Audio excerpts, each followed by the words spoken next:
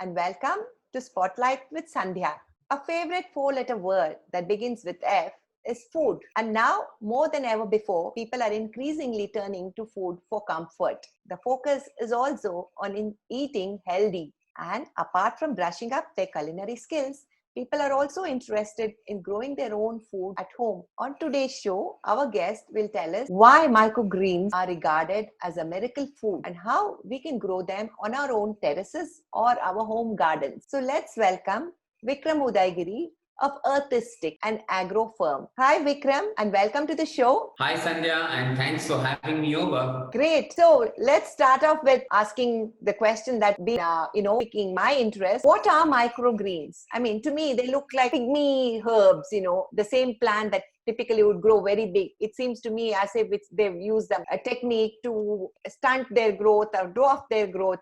But I'm sure I'm wrong. So why don't you tell us more about it? Well, Sandhya, in very simple terms, microgreens are saplings at a two-leaf stage. They are a vegetable or a particular vegetable plant or a green leafy vegetable plant that grows just tall enough and has two leaves that pop out.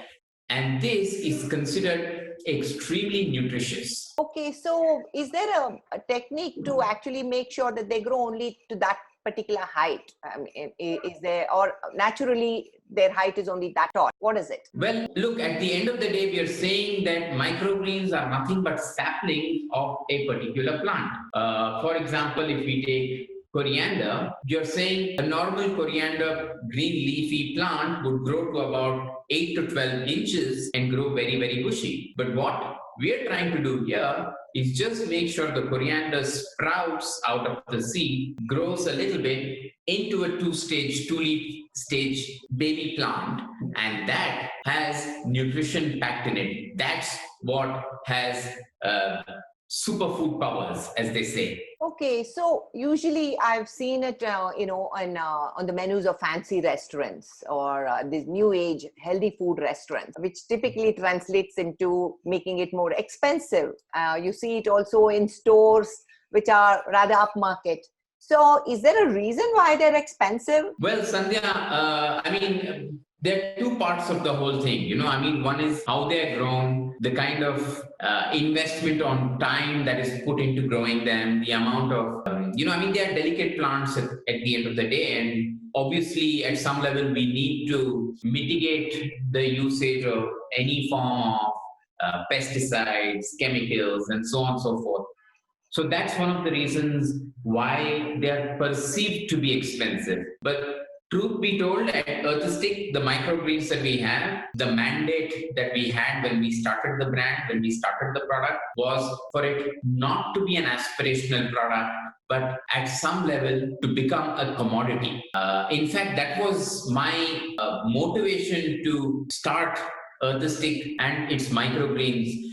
Because in 2017, when we started, a small tray of microgreens like this one that you can see here would cost anywhere between 450 to 475 rupees per tray of exactly this size, sold to any five-star hotel or to any other consumer, right? Now, with my background of being a chef and traveling the world and understanding what ingredients are used and how much accessibility to restaurateurs, hoteliers have to good quality ingredients that ultimately empowers, improves the quality of the dish or the dining experience. And then I came back and I said, hey, look, standalone restaurants, I don't think are going to be able to afford these microgreens at 475. So very quickly, I did a back of the hand calculation. We went to a lot of seed sources. So we went to farmers.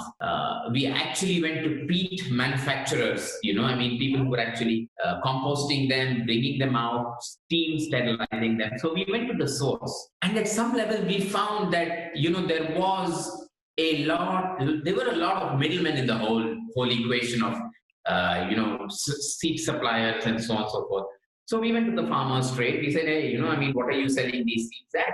To your distributors, to your agro companies, and so on and so forth. And so we offered them much better prices, which was still far, far cheaper in terms of, buying it from a big brand or buying it from a big company and so on and so forth. So once we did this, we had a happy farmer because his seeds were being procured directly by us at a very good price. We had happy composters who were selling us their agro peat, their vermicompost, a whole bunch of other organic ingredients that actually goes into our potting mix at a much fairer price per se. And we were actually able to bring this cost down to almost 125 rupees to 150 rupees per SKU. So that's, Wow. lower in cost. That's a huge saving. You were able to pass it on to your consumers, to your buyers. Absolutely. So this was at some level a complete win-win situation because I said now the standalone restaurants, which obviously have a much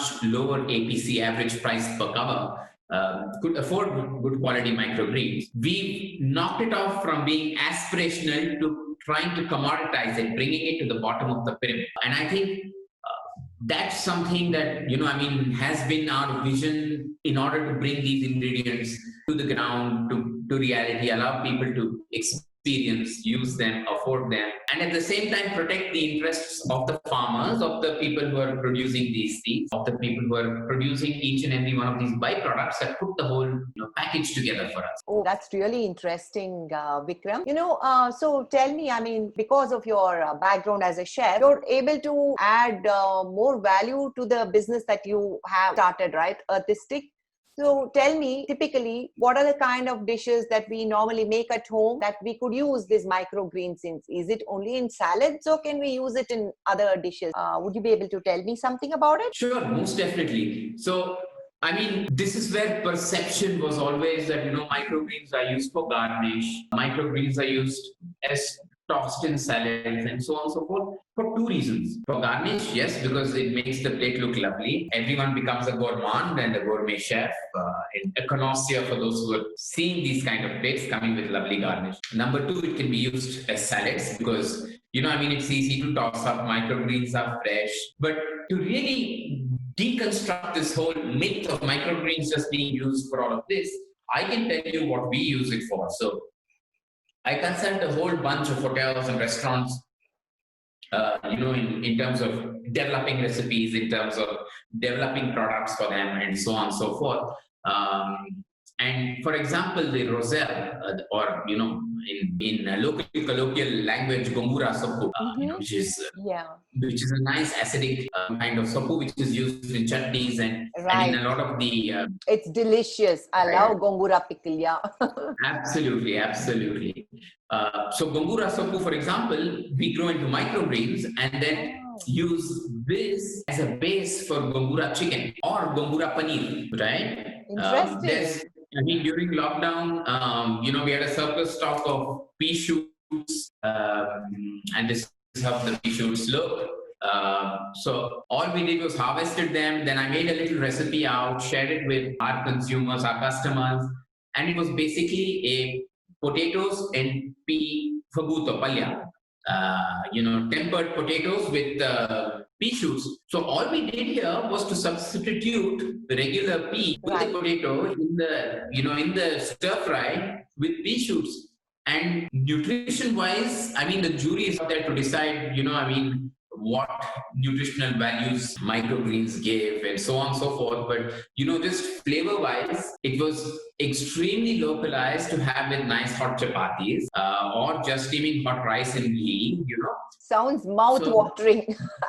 Absolutely. So, the pink radish or white radish microgreens, for example, were doled out into chapatis and we made parathas with them, and they were far more pungent mooli parathas. Okay. They cook faster than, the regular vegetables, or is it the same cooking time? Well, technically, they don't need to cook. Okay. Yeah, they're rich in antioxidants, they're rich in vitamin B12. And by cooking all of this, we're really at some level changing the composition. So, just nice stir fries or putting into a chapati, where it lets go of its own water and flavor and so on and so forth is what the biggest benefit is. So it actually saves time. Okay, great, because it reduces one whole element of cooking. For example, these little greens. So one would actually try and imagine what these are. But a lot of our clients now have this as a part of their masala box in their kitchen. So this is nothing but fresh coriander microgreen. Okay. So if they're making a rasam and they want to garnish their rasam, all they do is cut this off and put it in the rasam, right? And they keep this tray as it is and water it every day just to make sure it can't get fresher than that. So what are the other microgreens that can be stored like this in the kitchen or planted in our homes? What are the ones? I can see an array of them on your table. So what are the common ones? Again now, mustard, I'm just reading out a list for you from a ready SKU that we have, just in case anyone wants to pick these up. It comes with a whole kit and so on and so forth. Mustard, white radish, pink radish, roselle or gongura, amaranthus, coriander, turnip, alfalfa. Other than this, we also have wheatgrass. Recently, a very interesting. You have that open tray. Show us how we can use this kit. See, most of us just keep some decorative plants, and the most that we do is water them and make sure they look clean and tidy. And we depend on the mali or the gardener to come and clean stuff.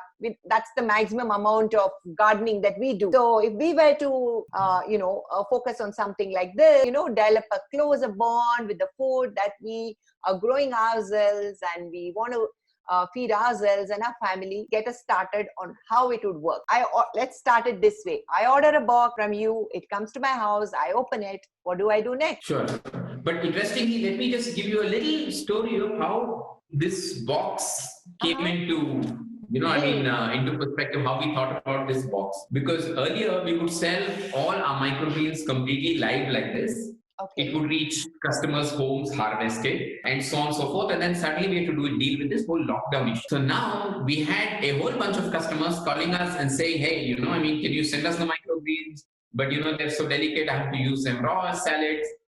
Could I use them as salads raw, or do I have to cook them? And at the end of the day, I was not the jury, I was a farmer. Right? So considering all of this, we said, hey, okay, we can sell you the microgreens, but why don't you try and grow it on your own? And that is how the kit evolved. So today, most of our customers buy these kits, grow them themselves. There's no question of hygiene. It can be grown in-house. All that it needs a little light on top during the last part of its growth stage. But I wanted to just tell you, how we pivoted it from actually selling live microgreens to actually telling people to grow it. I think that was a brilliant move, and the whole thing about being agile and pivoting as per the situation is what can keep small companies afloat. I think that's been a brilliant move, Vikram. Congratulations. Thank you. Are there any do's and don'ts in your array of microgreens? Is it okay to mix them all up, or should we mix only a few together, and are there some that don't go together? So I get what you're saying. Well, it depends on how pungent it is, what the flavors that are coming out are, and so on and so forth. Pink radish or white radish microgreens, I would tend to use that with other lettuces, with say a lolo rosso or a lolo verde, iceberg lettuce or a romaine lettuce, for the simple reason that the radish microgreen is far more potent than the radish itself. Oh, interesting, huh? Yeah. So, you can actually smell, nose, eye, the entire microgreen if you put it in and eat it live. So, it's very pungent. So it would act as a good accompaniment. But a pea shoot, on the other hand, would be like eating boiled peas, even in its raw form. Oh, that's strange, So huh? True. Yeah. The coriander, on the other hand, I would make an omelette at home. And then, just cut up a bunch of the coriander microgreens and put it on top of the omelette itself, How long do you think a tray like that lasts? When do we replace it? So to answer this question, we've had many customers who had this starting trouble, but now their planting cycles are every 4 days. So obviously when they buy one tray of coriander, the first 12 to 15 days is taken to grow the first tray. But every 4 days, they plant their next one. So which basically means they're using, instead of buying coriander from outside, they're using 1/4 of this tray, which is roughly about 2 inches by 7 inches in width of fresh microgreen coriander per day. And so they are also planning their production by planting one new tray every fourth day. Oh, wonderful. I think now we are ready for the demo. Please show me how to use it. Sure, with pleasure. So I will show you very basic, simple way of doing this. So this kit basically comes with a whole bunch of paraphernalia that would help you to grow the without using it. And then, of course, it also comes with a little lollipop where you can date stamp what you're growing. So you basically put the date on when you've done the seeding, so you're able to track what date it comes on. It comes with an instruction manual with very creatively written and sketched out methodology of doing the whole thing. It comes with a little recipe chart also, and the recipe chart keeps changing from box to box. Mm-hmm. So if you're fortunate, then you might just get different recipes every single. Today what we'll do and what we'll work on is white radish microgreens that we need to be very careful about how we grow these microgreens. So Sandhya, we have with us a potting mixture that's put together. It comes as part of the packaging. Okay, so we've measured just enough that it fits the tray. So here's the potting mixture. What does the potting mixture consist of? So the potting mixture consists of various organically sourced produce, including cocoa peat, vermicompost, natural ingredients that are found which are native to arresting of fungus from growing and so on and so forth. And of course, we control the moisture levels in the cocoa peat before we actually pack them into these bags, because moisture is a very critical part of the microgreen growing journey and story and so on. So here we have the soil put in. So I just level out all the soil this way. I have a little bit of the soil which is actually a tray full of potting mixture, which is a combination of cocoa peat and vermicompost and a whole bunch. This looked very therapeutic to me, Vikram, this whole process of putting in the mixture and leveling it out. That itself must be the first step in some kind of a Zen meditation. I would consider it meditation because, the joy that one can get out of feeling these textures, potting them, just pure mental yoga, in the sense that you feel the satisfaction that you get in doing it, playing with these textures. So that's what we say. I was doing some research about, how we help kids and children. And one of the interesting studies that were published was that growing microgreens actually brought about patience in children. So they learned how to be patient, they learned how to be calm, because the environment that we are in currently, everything is so fast-tracked. But here, we put in the seeds, water them just right, cover them up, come back 24 hours later to check whether it's germinated. Okay, so it's not germinated, cover them back, water them, keep them. Come back again 36 hours later, open, there's germination, so you're seeing some development, irrigate them, water, cover them again. So this whole 6-day cycle actually brings about teaching kids how to be patient. Instances where kids have actually counted each seed. And so the parents say, well, my child, when I give him a book, he never reads or never calculates, but look here, he's counting and he's being so careful about the whole thing. So I think these are all learnings for us, as adults, as children, as human beings per se, on not just growing microgreens, but I think anything to do with finishing off with gardening, eating that produce fresh and healthy. I think so. I think you develop a more clear idea of the kind of food that needs to go into your body, and you develop a bond with the vegetables and the produce that you yourself are picking and choosing, and all the better if you're growing them yourself, correct? So yes, so the kit also comes with this spray bottle, about 100 ml of water in this. So I ideally for the first time wet my bed of soil. So now what I'm going to do is very quickly, I'm going to take these pink radish seeds, gather them all up in my hand and just spread them out a little lightly all around the tray when I need 300 leaves to consume. Okay, so the trick is to follow the instructions to the last comma or the last full stop, not take shortcuts in the planting.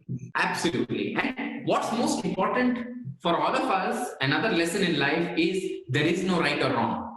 Mm-hmm. I said, no, it's time to hone my skills. It's time to sharpen my knife. And so I went to the University of Agricultural Sciences campus. Now I can't join any course because, we have businesses to run. We have other things to do. So I associated with professors. We befriended them. We invited them to come on board as consultants with us. We would keep visiting their campuses, understanding the science of growing, the art of growing, and so on and so forth. And at the end of the day, that's where through all these experiences, we've tried to convert the science into an art by saying experience this. The fact that I think microgreens are very healthy, we've seen a lot of change in ourselves, not just in the body, but also in the mind while growing these little beauties, while consuming them fresh. They're high in fiber, that's for sure.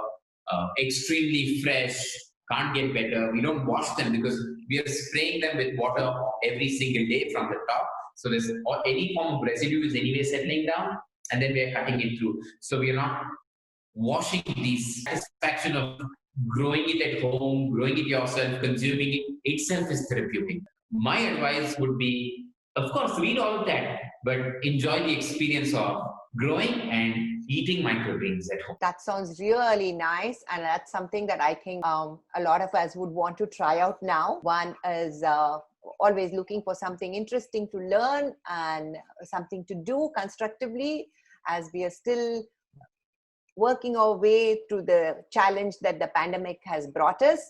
But on this note, I thank you, Vikram Udaygiri, for coming on Spotlight with Sandhya. And to our viewers, thank you for watching.